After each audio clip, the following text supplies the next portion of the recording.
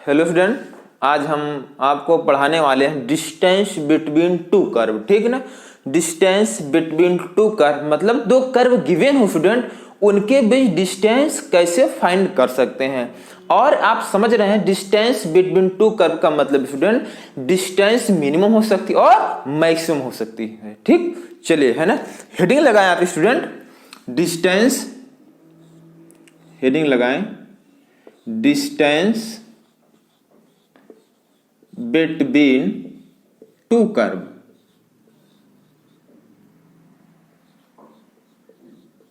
Distance between two curves. ठीक है student. देख स्टूडेंट, अब distance between two curves find करने के लिए तो डिस्टेंस मैक्सिमम हो सकती है, मिनिमम हो सकती है। रटना बिल्कुल नहीं है, समझना है। हम आपको समझा कर छोड़ेंगे आज। ठीक, जैसे देखिए स्टूडेंट, कर्व है ना, एक कर्व स्टूडेंट, एक कर्व ये हमारा हुआ, ठीक, और एक कर्व ये स्टूडेंट हुआ। ठीक, आई बात समझ नहीं आई? तो इसमें ध्यान दीजिए आप, ये कर्व, और आपको पता है ये कॉनकेव अप है और ये कॉनकेव डाउन है। ठीक, देखिए अब इसमें ध्यान दीजिए, इनके बीच यदि हम ऐसे परपेंडिकुलर यहां पर ड्रा कर रहे हैं स्टूडेंट, और यहां पर परपेंडिकुलर ड्रा कर रहे हैं, यहां पर परपेंडिकुलर और यहां पर भी परपेंडिकुलर ऐसे ड्रा कर रहे हैं, तो आप ये बताइए स्टूडेंट, जो परपेंडिकुलर ड्रा की गई है ये अगर इसको माने ए बी, ठीक, ए बी, और इसको माने सी और इसको माने डी, इसको माने पी, इसको माने क्यू, इसको माने आर और एस, एम और एन। ठीक स्टूडेंट, आई बात समझ नहीं आई?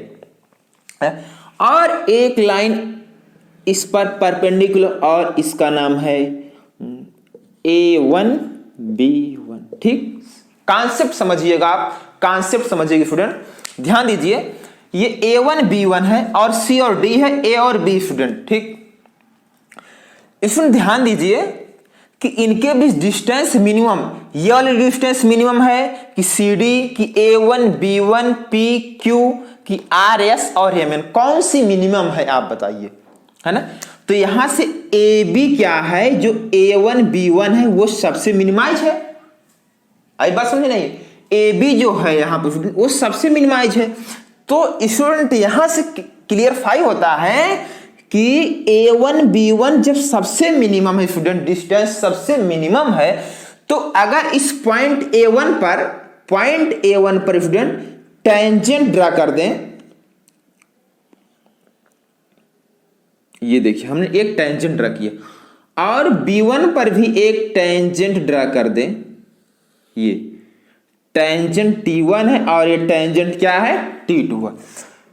स्टूडेंट आप ये बताइए, T1 T2 है ना, ये दोनों टेंजेंट है, तो मिनिमम डिस्टेंस फाइंड करने के लिए स्टूडेंट दो टेंजेंट चाहिए, बट जो दोनों टेंजेंट हो एक दूसरे के पैरेलल हो। क्या हो? एक दूसरे के पैरेलल हो टेंजेंट। ठीक है ना। तो मिनिमम डिस्टेंस जो है दो कर्व के बीच, मिनिमम डिस्टेंस उन बिंदुओं के बीच का डिस्टेंस होता है जहां पर दोनों जहां पर दोनों टेंजेंट एक दूसरे के पैरेलल होती हैं। आई बात समझ में नहीं आई? नोट कर लीजिए इसको। मतलब मिनिमम डिस्टेंस, दो कर्व के बीच मिनिमम डिस्टेंस आपको फाइंड करना है, तो आप ये समझिए स्टूडेंट, उन दो बिंदुओं पर, है ना, उन दो पॉइंट पर जहां पर टेंजेंट एक दूसरे के पैरेलल होंगी, है ना, उन पॉइंटों के बीच जो डिस्टेंस होगी वही सबसे मिनिमम होगी। आई बात समझ नहीं आई? नहीं आया? एक बार फिर से, मिनिमम डिस्टेंस उन पॉइंटों के बीच का डिस्टेंस होगा जहां पर या जिस पॉइंट पर दोनों कर्व की टेंजेंट एक दूसरे के पैरेलल होंगी। आई बात समझ नहीं आई? अब आप पूछोगे सर मैक्सिमम कब होगा? तो देखिए स्टूडेंट, मैक्सिमम जैसे मैं एक फिगर, ये ग्राफ है और एक ये स्टूडेंट, अब आप बताइए, है ना, ये f(x) इसका नाम और इसका नाम g(x) है। आई बात समझ नहीं? ये क्या है f(x), ये क्या है g(x) है। इसमें ध्यान दीजिए। अब बताइए, देखिए अगर पॉइंट यहां पर A1 लिया जाए, यहां B1, ये मैक्सिमम होगा कि यहां मैक्सिमम होगा, कौन सा पॉइंट मैक्सिमम होगा? तो पता है ये इस कर्व पर परपेंडिकुलर ड्रा किया जाए। आई बात समझ में? इस कर्व पर अगर हम परपेंडिकुलर ड्रा कर दें, ये क्या हो गई? परपेंडिकुलर हो गई।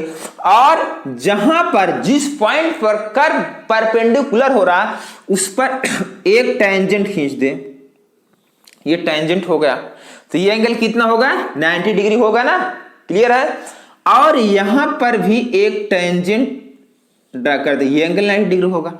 तो यहां से भी क्लियर फाइव होता है स्टूडेंट, मैक्सिमम डिस्टेंस है ना, मैक्सिमम डिस्टेंस उन दो बिंदुओं के बीच का डिस्टेंस होगा जहां पर कर्व की टेंजेंट एक दूसरे के पैरेलल होंगी।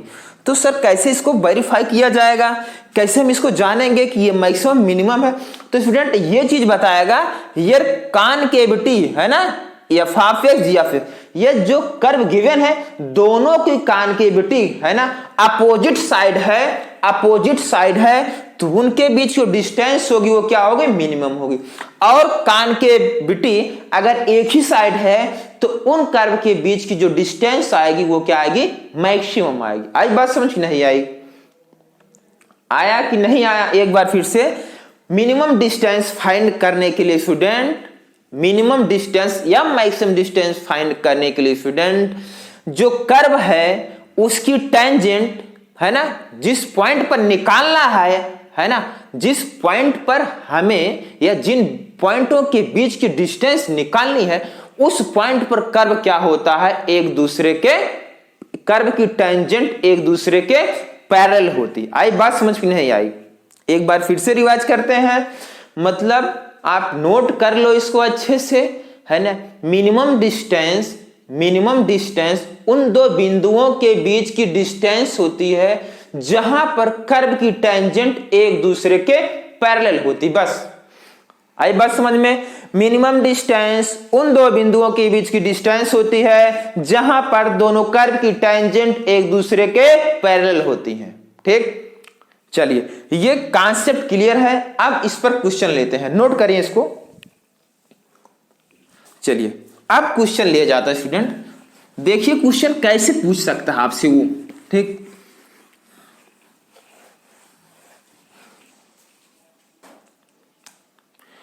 क्वेश्चन है find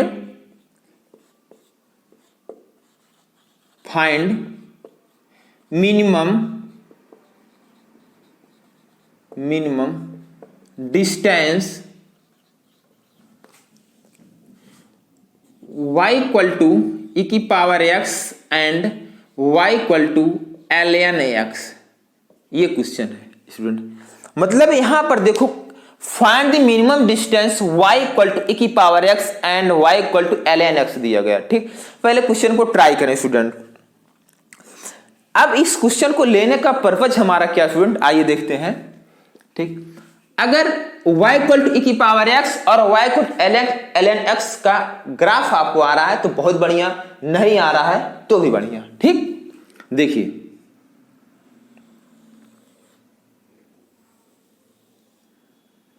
x axis y axis, आपको पता है e की पावर x का ग्राफ ऐसे होगा। अगर ये graph student y equal to e की पावर किसका है? y इक्वल टू e की पावर x। ठीक, और यदि एक लाइन हम ड्रा करें, ये y इक्वल टू x क्या है? y इक्वल टू x है, और यहां पर ln x का ग्राफ ड्रा करें, ये स्टूडेंट ln x। ठीक,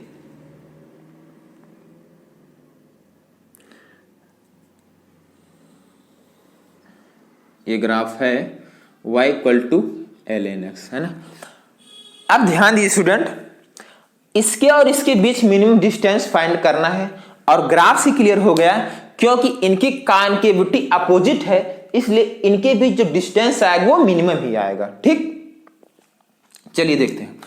अब ध्यान दीजिए स्टूडेंट, करना क्या है, तो क्लियर है ग्राफ से y equal to x, y equal to, इसको आप मान लो कि ये मिरर है। ठीक, तो y इक्वल टू एक्स में y इक्वल टू e की पावर x की इमेज क्रिएट हो रही, y equal to ln x। फिर से y इक्वल टू एक्स में y इक्वल टू e की पावर x की इमेज क्रिएट हो रही, y equal to ln x, या बोल सकते हो y इक्वल टू एक्स में y equal to ln x की इमेज क्रिएट हो रही, y इक्वल टू e की पावर x। क्लियर है? इतना समझ में आ रहा है? चलिए ठीक है। अब इनके बीच डिस्टेंस निकालना स्टूडेंट। अब ध्यान दीजिए स्टूडेंट, डिस्टेंस हो तो आप बहुत आसानी से निकाल सकते हो। अगर ऐसा किया जाए, आपको पता ये फिजिक्स में पढ़े हो, अगर इमेज क्रिएट हो रही है, अगर हम एक प्लेन मिरर ले स्टूडेंट, अगर ये हमारा ऑब्जेक्ट है ना, तो यहां से है ना, देखो ये ऑब्जेक्ट है, यहां पर एक ऑब्जेक्ट है, तो इस मिरर से ऑब्जेक्ट जो है अगर 5 सेंटीमीटर की दूरी पर है, तो इमेज भी है ना मिरर के अंदर 5 सेंटीमीटर की दूरी पर ही बनेगा। तो जाहिर सी बात है ना, जितनी अगर ये y equal to X mirror है, तो ये कोई ऑब्जेक्ट, इनके बीच की डिस्टेंस इज इक्वल टू इनके बीच डिस्टेंस क्या होगी? इक्वल होगी। नहीं समझ में आया? अगर y इक्वल टू एक्स एक प्लेन मिरर है, तो इनके बीच y equal to ln x एक ऑब्जेक्ट है, तो इसके बीच की डिस्टेंस जो होगी, जितनी होगी उतनी ही distance y equal to x से y इक्वल टू e की पावर x के बीच होगी। बात आया समझ में? नहीं आया? तो अगर स्टूडेंट ऐसा किया जाए, तो y इक्वल टू एक्स और y equal to ln x, y equal to X और y equal to ln x के बीच की डिस्टेंस हम फाइंड कर लें और उन डिस्टेंस को डबल कर देंगे, तो क्या y equal to ln x और y इक्वल टू e की पावर x के बीच की डिस्टेंस मिनिमम डिस्टेंस आ जाएगी कि नहीं आ जाएगी? बोलो आप, आ जाएगा ना? चलिए स्टार्ट करते हैं। तो स्टूडेंट ध्यान दीजिए, आपको बताया गया था कि मिनिमम डिस्टेंस फाइंड करने के लिए, मिनिमम मैक्सिमम डिस्टेंस फाइंड करने के लिए क्या करते हैं? टेंजेंट ड्रा करते हैं। चलो आओ इस पर एक टेंजेंट ड्रा कर देते हैं। y इक्वल टू ये क्या हो गया? टेंजेंट हो गया। आई बात समझ नहीं है? क्या हो गया? ये टेंजेंट हो गया। ठीक, चलो तो टेंजेंट अगर y equal to ln x, इधर देखिए y is equal to ln x है ना। टेंजेंट चाहिए, क्या चाहिए? टेंजेंट। चलो टेंजेंट का मतलब है, तो डिफरेंशिएट करेंगे, स्लोप ऑफ टेंजेंट फाइंड। तो dy by dx is equal to, है ना, इस टेंजेंट की स्लोप फाइंड करने के लिए dy बाई डी चाहिए ना आपको, तो dy by D equal to हो जाएगा ln x, क्या हो जाएगा? 1/x। बोलो समझ में आया कि नहीं आया? 1/x हो जाएगा, नहीं हो जाएगा? 1/x हो गया। अब ध्यान दीजिए, दिमाग लगाइएगा, dy by D equal to 1/x है। ये कर्व जो y equal to ln x है, ये जो टेंजेंट, ये इसकी स्लोप आई है, और y इक्वल टू जो x है, अरे ये खुद ही टेंजेंट है भाई, है ना, y इक्वल टू x खुद ही टेंजेंट है, तो इसका स्लोप कितना हो जाएगा? y इक्वल टू x का स्लोप कितना हो जाएगा? इसका जो स्लोप हो जाएगी इक्वल टू कितना हो जाएगा? 1 हो जाएगा। हो जाएगा नहीं हो जाएगा? अरे भाई इसका डिफरेंशिएट कर दोगे तो 1 आ जाएगा, और ये तो y equal to mx, m की वैल्यू 1 आई। चलो ठीक है, तो ये भी टेंजेंट, ये भी टेंजेंट, दोनों टेंजेंट एक दूसरे के पैरेलल। अगर दो टेंजेंट एक दूसरे के पैरेलल तभी होंगी जब उनका स्लोप क्या होगा? इक्वल होगा। तो यहां लिख सकते हैं 1/x is equal to 1, x equal to कितना आ गया? 1। क्या आ गया? 1। x की वैल्यू कितनी आ गई? 1। अब x की वैल्यू तो आ गई 1, x की वैल्यू उठा करके कर्व में पुट कर दो।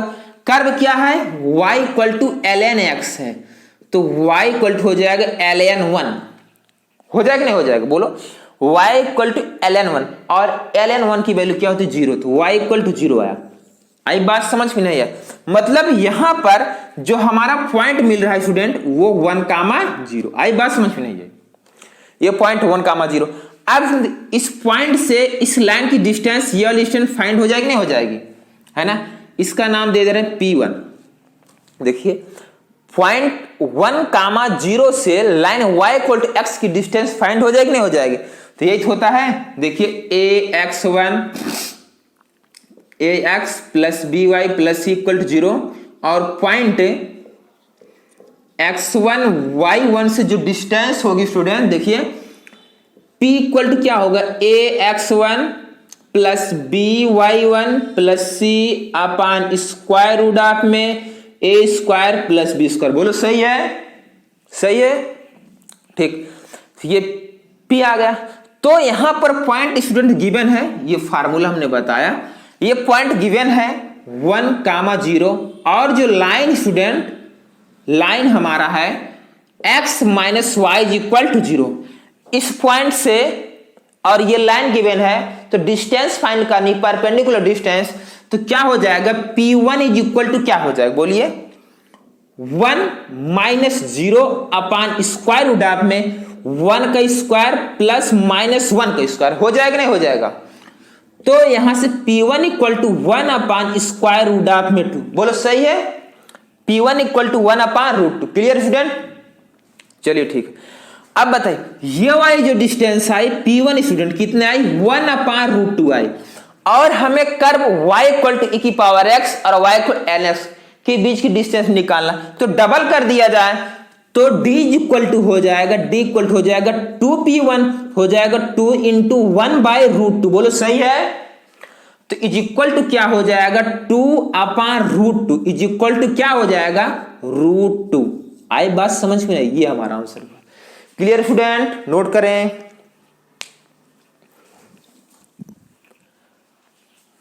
हो गया, चलिए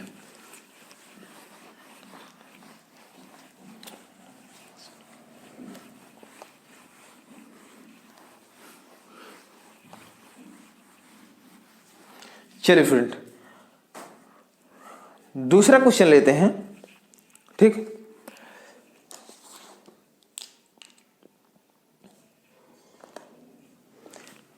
क्वेश्चन स्टूडेंट, ठीक ना, question find the point, question है find the point on the curve 3x square minus 4y square is equal to 72, और दे रखा आगे बोल रखा which is nearest to the line, दे रखा 3x plus 2y plus 1 is equal to 0। ठीक स्टूडेंट,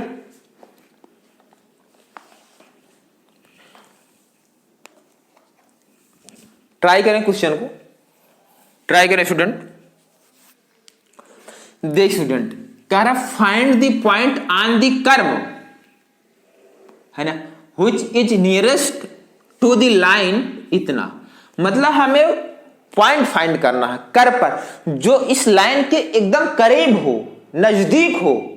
आई बात समझ नहीं है, ठीक। चलिए अब ध्यान दीजिए, ये कर्व देखने से लग रहा है तो पता ही होगा कि ये हाइपरबोला है। आई बात समझ नहीं है, जैसे ये लिखा गया 3x square minus 4y square is equal to 72, ये हाइपरबोला है और एक लाइन ये गिवन स्टूडेंट, ठीक। तो देखिए स्टूडेंट, अगर ग्राफ आपको आ रहा है, ठीक, अगर 3x square minus 4y square is equal to 72 graph आ रहा तो बढ़िया है, नहीं आ रहा तब भी ठीक ही है, ठीक ना। और ये तो लाइन इसका ग्राफ ड्रा ही कर लेंगे, ठीक ना स्टूडेंट। चलिए तो अब ध्यान दीजिए स्टूडेंट, ये देखिए, ये आपका हाइपरबोला का ग्राफ कुछ ऐसा होगा, आइडिया ले रहे हैं ऐसा होगा, ठीक ना।